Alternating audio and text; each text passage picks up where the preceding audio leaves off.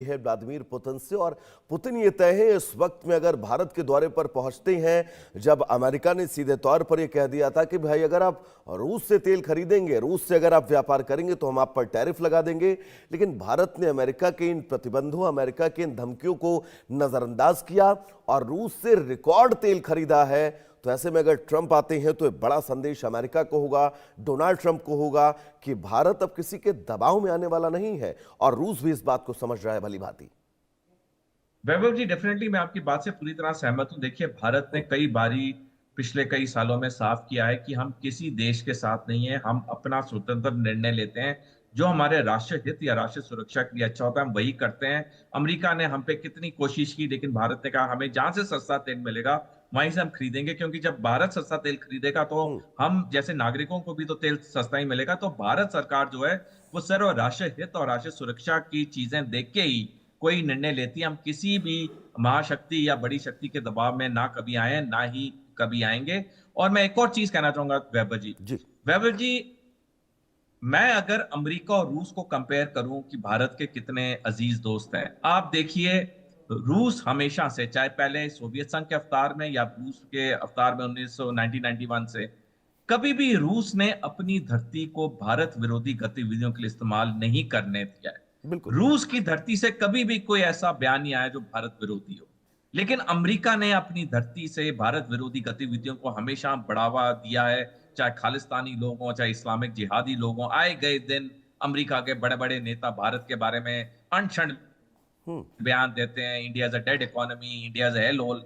तो अगर मेरे को दोनों देशों में चूज करना पड़े, मैं आंख बंद करके रूस पे विश्वास करूंगा, क्योंकि रूस ने प्रूफ किया है कि ये हमारा सच्चा और अटूट मित्र है। इसने कभी भी भारत की तरफ कोई गलत चीजें नहीं ना होने दी हैं, ना ही उसने वहां पे कभी ऐसे कही।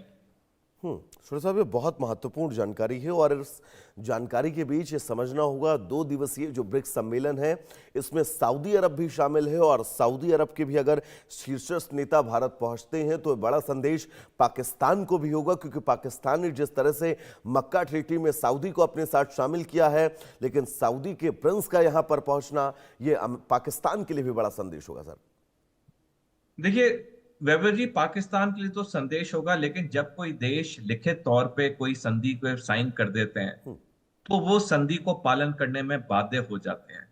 तो सऊदी अरेबिया के रॉयल प्रिंस का यहाँ आना का मतलब ये नहीं कि वो मक्का ट्रीटी खत्म हो गई है और कोई अभी उनमें सांठगांठ नहीं रही है। जी। मैं इतिहास एक एग्जाम्पल देना चाहूंगा।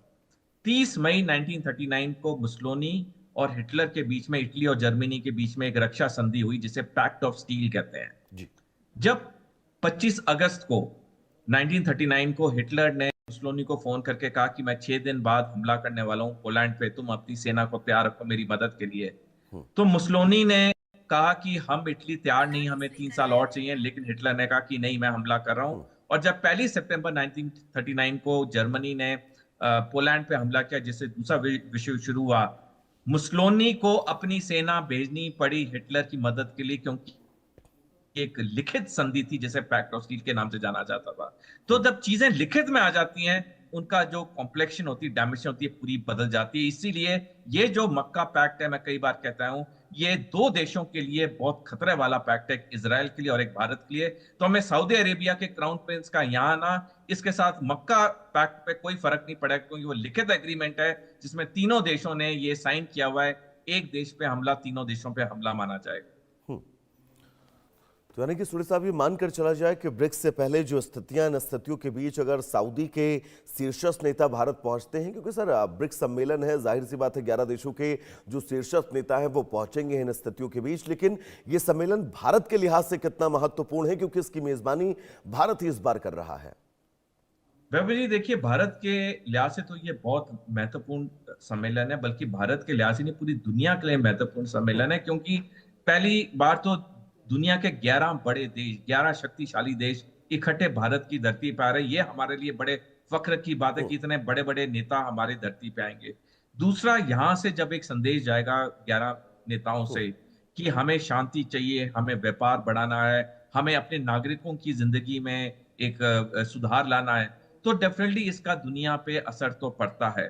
तो जब ये सारे अहम लीडर्स भारत आएंगे, ये दुनिया को बहुत बड़ा संदेश जाएगा और मैं तो मानता हूं कि ये भारत के लिए बहुत एक गर्व का मौका है और सारे बाकी 10 देशों के भी हेड्स ऑफ स्टेट को आना चाहिए ताकि हम दुनिया में शांति बहाल कर सकें। अब दुनिया के 9 अरब लोग बहुत दुखी हैं, इतनी वो महंगाई हो रखी है, इतने लोग आए गए मर रहे हैं, कोई शांति का नाम दिख नहीं रहा। ये एक सुनहरा मौका है पूरी दुनिया के लिए और स्पेशली तभी मैं कह रहा हूं बार बार, ये 11 देशों के सारे लीडर्स को यहाँ पे आके हमें दुनिया में शांति बहाल करने की पूरी कोशिश करनी चाहिए। ब्रिक्स सम्मेलन खास क्या है सर इस बार, ये भी जानकारी हमारे दर्शकों को दे दीजिएगा इस बार ब्रिक्स में खास। देखिए ब्रिक्स में जो इस बार खास है वो ये है कि जिस बैकग्राउंड में हो रहा है वो सबसे इसको महत्व या खासियत देता है। बैकग्राउंड ये है कि दुनिया में कितने जंगें चल रही हैं, चाहे रूस यूक्रेन हो, इजराइल हमास हो, इजराइल लेबनान हो, इजराइल सीरिया हो, अमेरिका ईरान हो, शांति कहीं पे भी नहीं आ रही है। हम सोच रहे हैं शायद ये इस वक्त का आखिरी जंग है, कुछ हफ्ते बाद दूसरी जंग शुरू हो जाती है। तो इस वक्त पूरी दुनिया की जो आंखें हैं वो इस ब्रिक्स समिट पे हैं, क्योंकि यहाँ पे दुनिया के बड़े बड़े नेता आएंगे और खासियत इस समिट की तब ज्यादा होगी जब सारे नेता आके मिल के दुनिया में शांति का बहाल करें, जो कि मेरे को पूरी उम्मीद है कि ये जो ब्रिक्स समिट होगा भारत में ये गेम चेंजर होगा, ये दुनिया में शांति लाने की बहुत बड़ी ये एक सफलता होगी। क्योंकि आप याद करिए G20 का वो भव्य आयोजन जब भारत ने भारत मंडपम में किया तो पूरी दुनिया ने इसकी बढ़ चढ़ कर तारीफ की। इन तारीफों के बीच ब्रिक्स सम्मेलन भारत में इसकी मेजबानी किया जाना और सर एक बहुत महत्वपूर्ण चीज है, क्योंकि बांग्लादेश के प्रधानमंत्री ने ब्रिक्स को लेकर कुछ स्थितियां जो है वो ऐसी पैदा कर दी हैं कि वो शायद भारत ना आए, जिन स्थितियों में उनका ये कहना है। लेकिन ये कहा जा सकता है कि वो एक इस दौरे अगर नहीं करते हैं तो बड़ा संदेश वैश्विक पटल पर जरूर जाएगा। देखिए डेफिनेटली अभी तक भी ये भी कंफर्म नहीं कि बांग्लादेश के प्रधानमंत्री आएंगे, लेकिन मैं तो ये फील करता हूं उन्हें आना चाहिए। देखिए कुछ कुछ बातें होती हैं जो टाइम लगता है सॉल्व करने में, लेकिन अगर वो आएंगे तो भारत बांग्लादेश के बीच में रिश्तों की एक नई मोड़ आ सकती है। आज दुनिया को पर्सनल दुश्मनी से मतलब नहीं, आज दुनिया को मतलब है कि दुनिया में कितने युद्ध हो रहे हैं और कितने युद्ध होने वाले हैं। तो डेफिनेटली अगर सारे बाकी 10 देश के हेड्स ऑफ स्टेट भी यहाँ आएंगे तो ये समिट बहुत सफल होगा, दुनिया में आप शांति बहाल करने की कोशिश कर सकते हैं। तो मेरी राय में तो बांग्लादेश के भी प्रधानमंत्री को आना चाहिए। बाकी जो मुद्दे हैं वो भारत सरकार और बांग्लादेश सरकार के बीच में टाइम के साथ सारे रिजॉल्व हो जाएंगे। ऐसा कोई चीज नहीं होती जो रिजॉल्व नहीं हो सकती। जब हम स्कूल में पढ़ते थे बिल्कुल, और ये समझना होगा बांग्लादेश को भी कि भारत के बिना आपकी स्थितियां जो हैं वो अधूरी ही रहेंगी। आप अपनी जिद छोड़िए, यहाँ पर आइए और भारत से अपने रिश्तों को और प्रगाढ़ करिए। फिलहाल सोढी साहब आपका बहुत बहुत शुक्रिया हमारे साथ जुड़ने के लिए, इस तमाम जरूरी जानकारी को हमारे